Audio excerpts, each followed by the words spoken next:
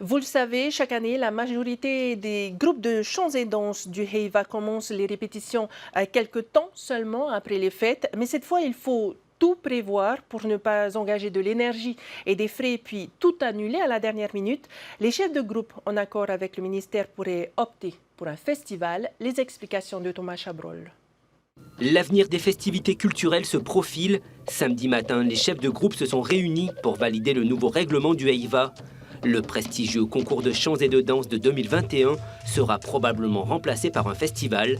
Cette année, la crise sanitaire a particulièrement affecté le monde de la culture. Et pour les mois à venir, difficile de se projeter dans l'organisation d'un concours de cette ampleur.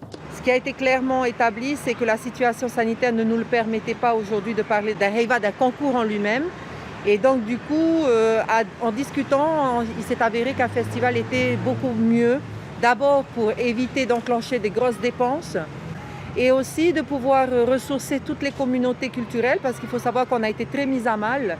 Avec un festival, les troupes ne seront pas tenues par un règlement. Tous les acteurs de la culture pourront s'exprimer sans penser à des notations. Les effectifs seront réduits.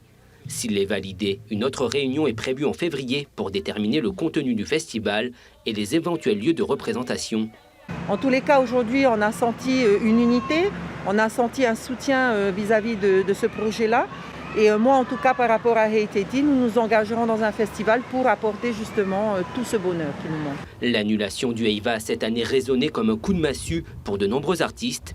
Aussi difficile soit la décision d'envisager une nouvelle année sans Heiva, les chefs de groupe ont exprimé clairement l'envie de créer et partager leur attachement à la culture polynésienne.